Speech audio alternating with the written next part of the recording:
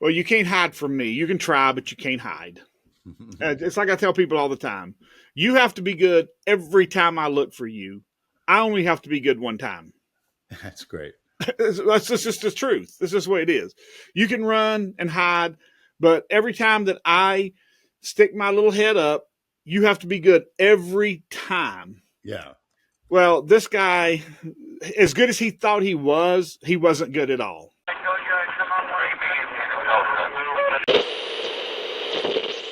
And welcome back to another episode of True Stories from a Real Private Eye. I am your host, Vinnie Coppola. With me, as always, is Lynn Lambdin, a real private investigator in Atlanta, Georgia. Thank you so much for being here. We do appreciate it. May I remind you, if you haven't yet, please subscribe to the podcast. That would make us oh so very happy. Thank you for listening, but take a second and subscribe. We would appreciate it. It helps our visibility. Lynn, what do you got for us this week? Well, Vinny, this one started unexpectedly. I was gun shopping. All right. And the clerk behind the counter asked me what I did for a living, and I told them, and they said, "Well, I may have a client for you." And I said, "Great, I'd love to help your client out." And so he hooked me up with his friends, well, not friends, but acquaintance, so to speak. And they wasn't from this country, and so there was a language barrier. Hold on a second. Did you get the gun? Yes, I did. Okay. Matter of fact, I bought the gun for my father. Oh, nice. That's how it started. I bought a gun for my father, and I bought him a Colt 45, 1911. He always wanted one. And my father was a coal miner and never could really afford that expensive of a gun. So I bought it for him. That must have been a good feeling.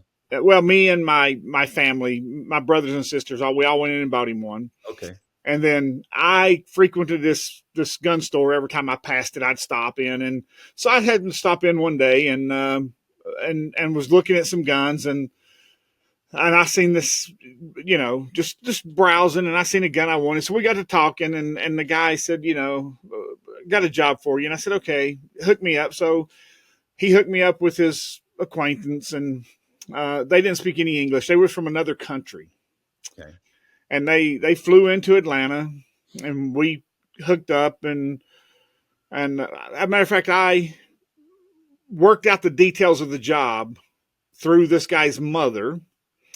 And they flew into Atlanta.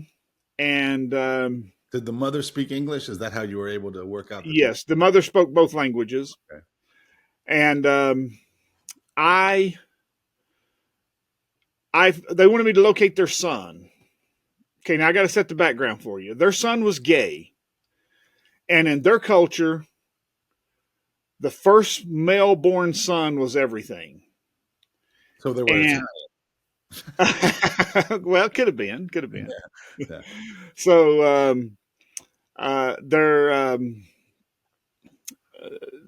so they wanted me to locate their son because their son, being gay, Are you holding the nationality for later? No, I'm holding it because I don't want to get sued. Oh, gotcha. Okay. This family, the family that I worked through still lives here in Atlanta. Okay. And the gay lover probably still lives in Texas. Okay. And I just don't want any. I don't want any fallback that I don't have to take. Right. I forgot our code for a second there, Lynn. Yeah. So so it's just better not to be sued than to have to prove my case and pay attorneys to show that I was right. Yeah. So anyway. So they fly into Atlanta. So we get all the details worked out. And I found their son for them, and they wasn't communicating. The son wasn't communicating with the family. He'd cut off all contact because um, they disowned him because he was gay, but they didn't disown him. They was just an argument because he was gay, and they didn't want him to be gay, and just one of those situations. So they contacted me and they asked me to find him. And when he was a younger guy. He come here to go to college. He was like 23, 24 years old. He started dating this guy that was in his 40s. Mm-hmm. So it was kind of like the 40-year-old was trying to treat him like a child and telling him what to do and all this other stuff. So, and the guy worked to it with a large company here in Atlanta. And when the father of the young guy started hunting him, the older guy transferred to this large company to Houston, Texas. And so that the father couldn't find them, they hired me. Well, you can't hide from me. You can try, but you can't hide. It's like I tell people all the time. You have to be good every time I look for you. I only have to be good one time. That's great. That's just the truth. This is the way it is. You can run and hide, but every time that I stick my little head up, you have to be good every time. Yeah. Well, this guy, as good as he thought he wasn't good at all. Yeah. So they fly into Atlanta. We meet, couldn't communicate at all. This was back before any translation apps or anything on the phone. Yeah. And so they had a phone. They had a little handheld computer about the size of cell phones today that would translate very loosely. Mm-hmm. So this is how we communicated for 4 days. But you had to type it in, didn't you? Yes. Yeah. Oh, yeah. You had to type everything in. Yeah. So we go to the airport and we fly to Houston, Texas, me and the mother and the father. Yeah. And we get out to Houston, we rent a car, and we start. I know I got an address for the guy, and it's a house, and the back. That you go down the driveway and it's gated, and you can't, but you can see what's parked behind there if you look. And so for 2 days, we sat outside this house, and they stay hid because they see us out on the street, and they try every way in the world to get us. And we slept in the car for the first day. And man, I'm telling you, for about 48 hours, I had no sleep. I mean, no sleep at all. And we went to right down from where we were surveying this house. They had an Oriental restaurant. And when I tell you they had an Oriental restaurant, it was a true Oriental restaurant. I don't mean an Americanized Oriental restaurant. I mean a true Oriental restaurant. Yeah. We went in and ordered, and I didn't eat because and when they got their food, it had fish eyes in it and everything. And I just couldn't eat my food because I just couldn't eat something looking at me. Yeah. Right. Yeah. So, so here I am 48 hours in, I'm starved to death. I'm just, all I'm drinking is really water, and I'm just wore out. I mean, I'm just so tired. And so we've been sitting in front of this house around the clock. You can see that they're in the house. We're calling his number and everything, and nobody's answering. So on about the third day, the second night there, we get a hotel room and finally get a little bit of sleep. The next morning we come back out, and about halfway through the day, they try to sneak out on us, and we catch them. We know it's them. They run from us. It gets a little crazy, so we didn't follow, but now we have eyes on our subject. We know it's him. We know he's there. So now it's harder for them to hide from us, but we knew it was them anyway. We knew that they were there. So what they did is he went and he called the police on us. And, well, he didn't call the police. What he did is he called the owner of the house that they were renting. And the owner of the house shows up drunk. Oh, boy. And now remember, we're on the street. We're not breaking any private property laws. We're on the street. We're sitting on the street.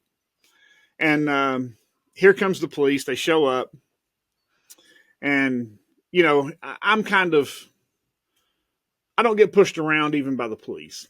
This episode is brought to you by Simple Funding LLC. For all of your pre-settlement funding needs, contact Simple Funding LLC to receive your money promptly. They're a customer-centric legal funding company that provides exceptional funding solutions at affordable rates. Simple Funding covers a diverse range of cases, including car accidents, slip and falls, worker compensation, medical malpractice, wrongful death, and more. They recognize that life goes on and you need to access your funds immediately, which is why they offer clients a swift and efficient process with minimal documentation requirements. For more information, visit simplefundingllc.com or contact them directly at 678-855-6232. So the police shows up and they tell me they got to leave. And I said, no, I'm not leaving. I said, this is a public street. I said, we have every right to be here. I said, I'm not leaving. And I said, by the way, I said, the owner of the house that was just here, I said, he was as drunk as he could be. And I said, I videoed him driving off. I said, would you like to see the video? And the cop said, sure, I would. And I showed him the video of him stumbling around, yelling and screaming and pointing his finger at me and telling me what a piece of crap I was and telling me I had to leave and him getting in his car and driving off. So they went and arrested him for DUI. Nice. So, so be careful what you wish for. Right, and by the way, we didn't leave.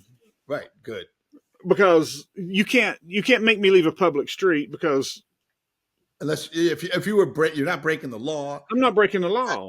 You're not doing anything you're not supposed to be doing. You're just and I wasn't drinking. Right.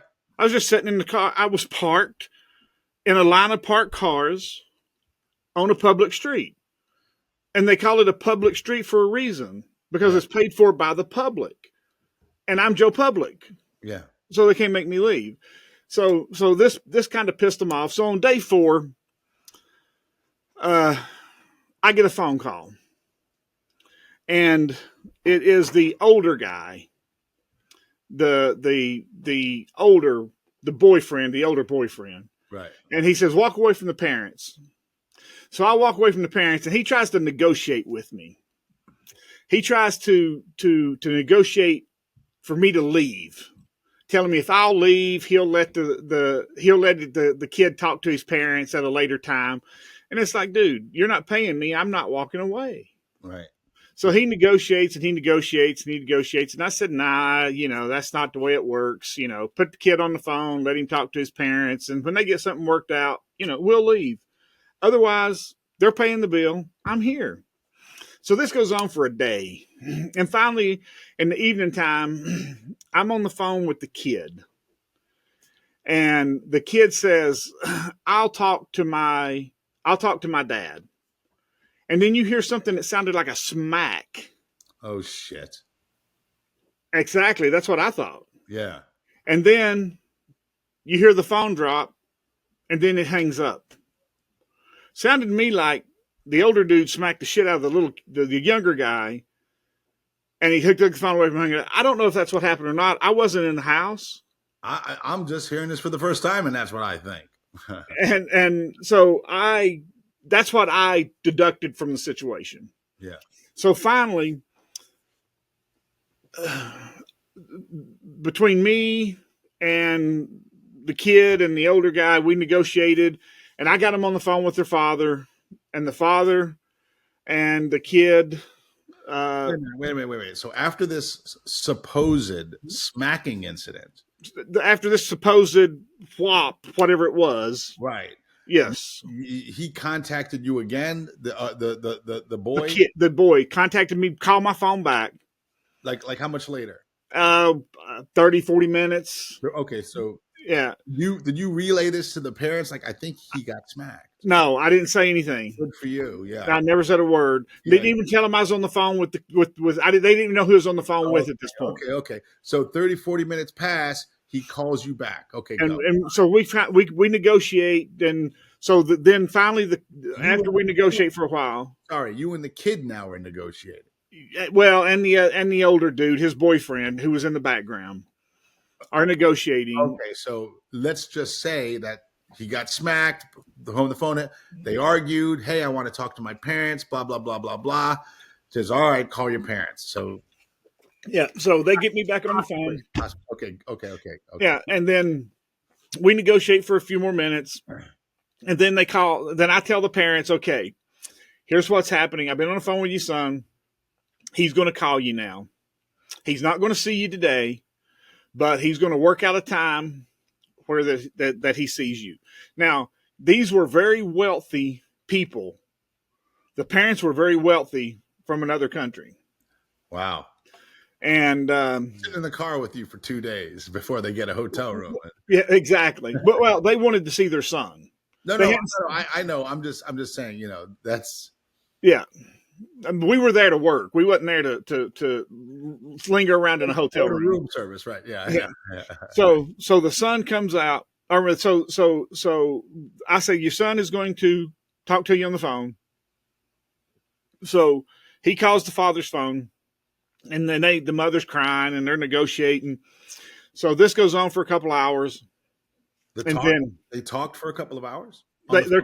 They're negotiating back and forth and talk. They hang up and this goes on and they talk and hang up and talk. And then was there any yelling? Was the father or the mother yelling, or was it just no pleading? It was more pleading and going on. Okay. And now the kid spoke very good English.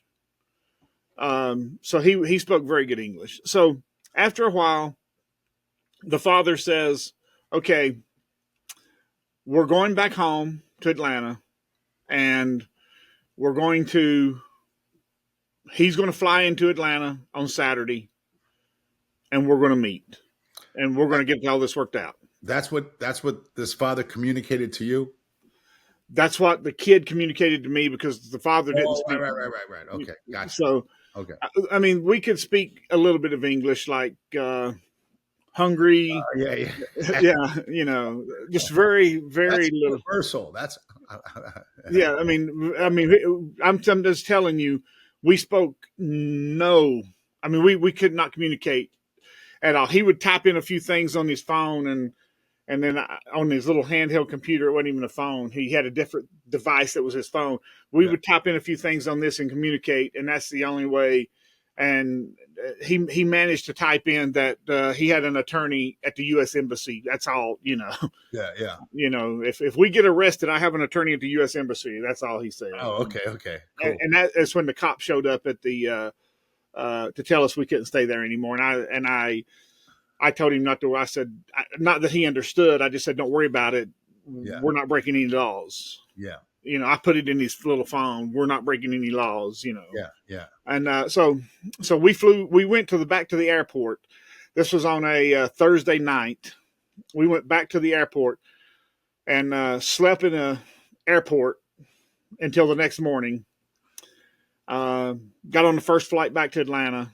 And I'm telling you, Vinnie, I stunk because I hadn't took a shower, but one. I took one shower, had a hotel room one night, slept in the car the rest of the time. Yeah. And I stunk so bad. And because I was just putting deodorant on over smell, Oh, God. And I was paid handsomely. I was paid very handsomely for the job. Yeah. I'm not complaining. They were a very lovely family.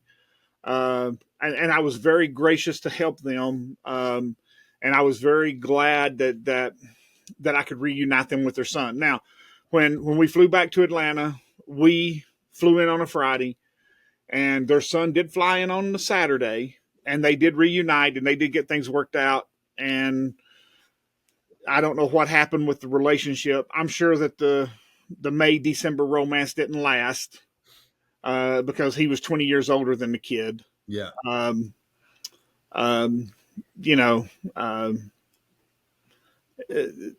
He thought that he was somebody, and he thought that he was smart, and he was neither.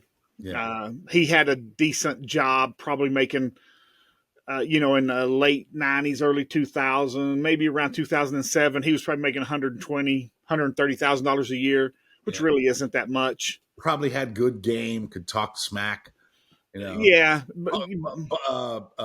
Pump up what he actually was and stuff. Yeah. Probably drop a lot of money in the bar, but probably didn't have any savings. Yeah. And I'm telling you, his family were very, very wealthy. From my understanding, his father was a diamond dealer in the country that they came from. had a lot of money, Wow. but you couldn't tell it. They didn't show it. Um, If you couldn't tell, that's big money. you couldn't. They didn't. They didn't. The more money they have, the lower what is it? What do you call it? The profile they have. Yeah. Well, you couldn't. They didn't dress. They didn't dress very nice. They didn't have any fancy. The father had on a real fancy watch, but that was it. Yeah. And that was because he kept saying, "Diamond dealer, diamond dealer." That's all. That's all he said. Diamond dealer, diamond dealer. That's he kept pointing at his watch. Yeah. And the mother didn't have on any jewelry. Yeah. No fancy clothes, nothing. I mean, it could have been fancy clothes. Hell, I wouldn't know anyway. Right. If my wife didn't buy me clothes, I'd buy them all at Walmart. So right. So yeah. I mean, that's honest to God's truth. So yeah. And yeah. I mean, it took me forever to negotiate pay with them because they didn't want to pay me anything.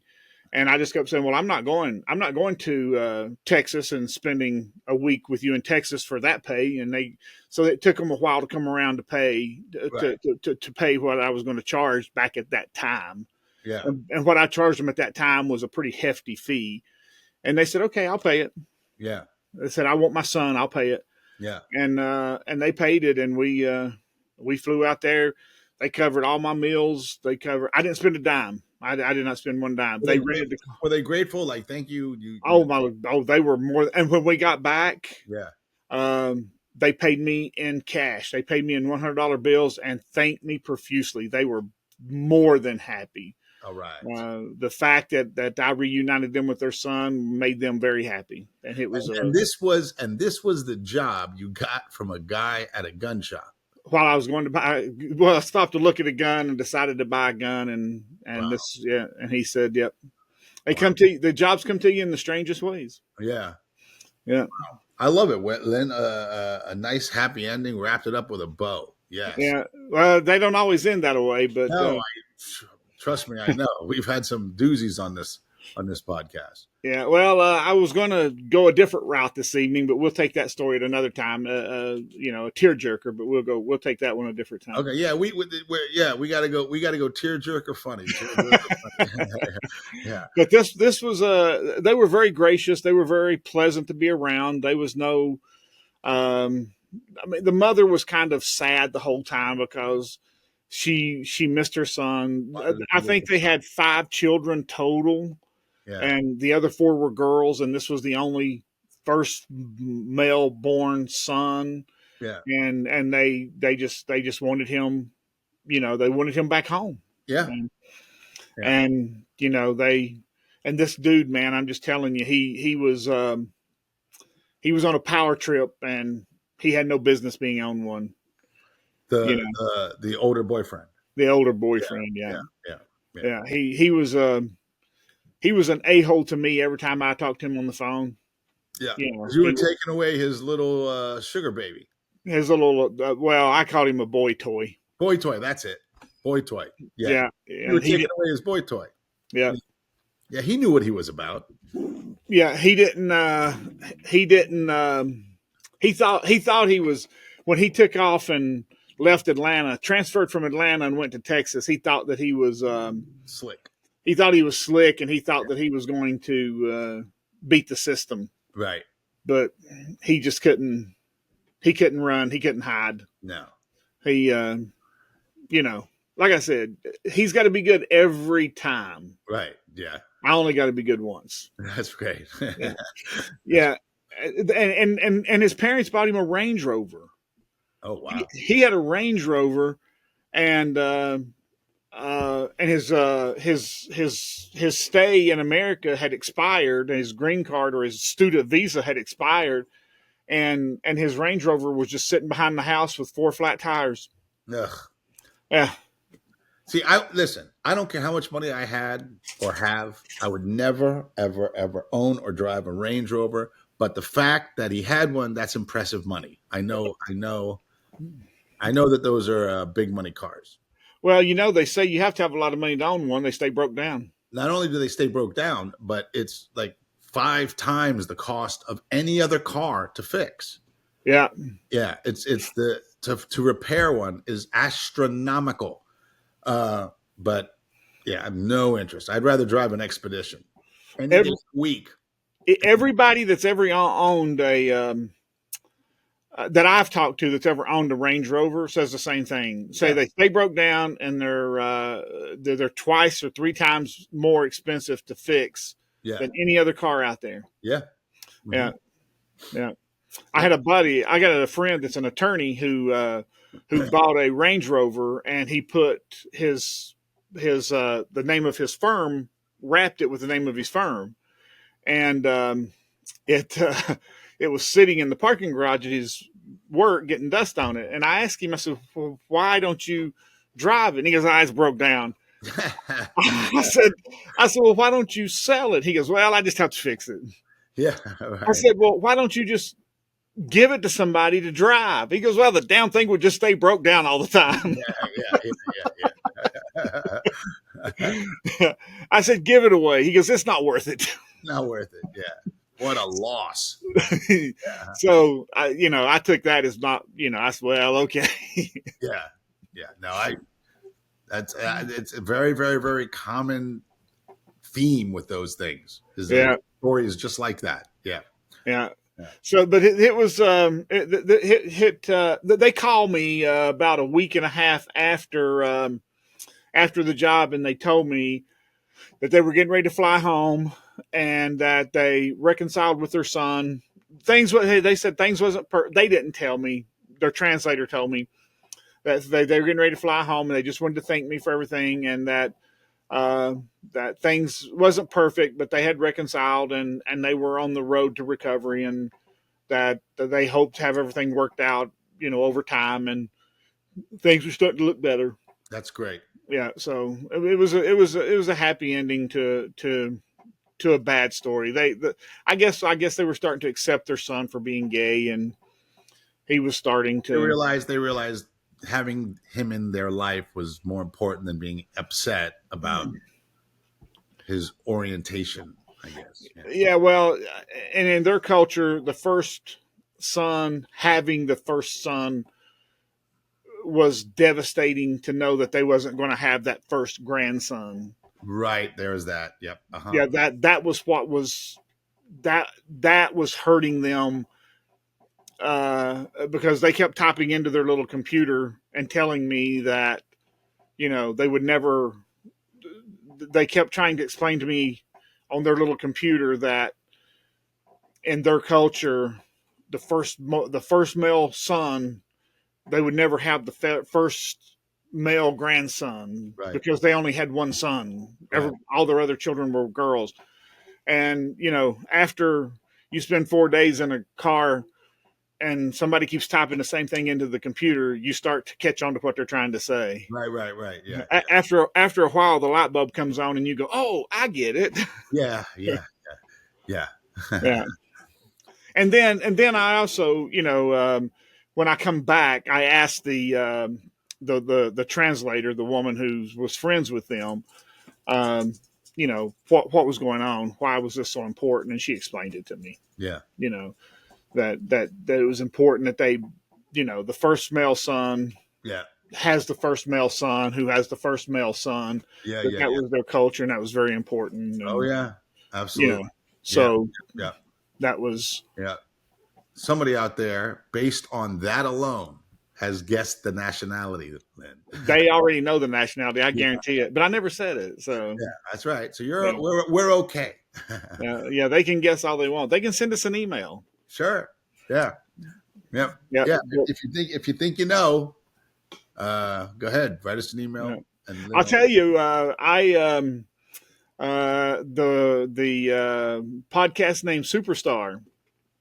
I had a friend of mine who walked up to me. That's episode 2 for you listening. That is episode 2. Check it out, Superstar, and try to guess who Lynn is talking about in that episode. Anyway, sorry, go ahead.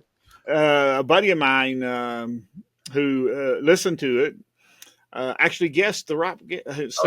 Yeah. So far, none of my friends have been able to guess who it is. No, not one. No. I got some good guesses though. Good guesses. Yeah. But no one's got it right yet. Yeah, but this guy, he's an older guy. Yeah. He's 67 years old. Yeah. So this would have been, not in his era, but somebody he would have listened to. Right. And he guessed it, and he said that you actually said something that told him when you said it was an international pop star. Oh yeah. Yeah. Yeah. He said that gave it away, and that's how he knew who it was. Yeah. Yeah. That amongst other things, he said, but that was the one thing that tied it together for him. Right. Yeah. All right. Well, we're still safe in that episode. Yeah, we're still safe. But I mean, if they guess it, they guess it. Yeah, that's it. That's the whole point. He knows who he is. Yeah. He knows who he is. Oh, sure. And if he would like to call in and send us an email and talk to us about it, we would love to talk to him. Absolutely. 100%. We would love to talk to him. Love to have him, and we would bump a guest for. Matter of fact, we have a special guest next week. Oh, really? That's we have a special guest next week who is going to be our expert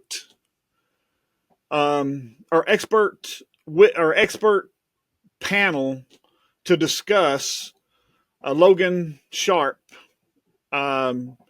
This person spent 20 years as a police officer and a detective, and he's going to come on and give us his opinion about what should have happened or what he would have done if he would have been the arresting police officer.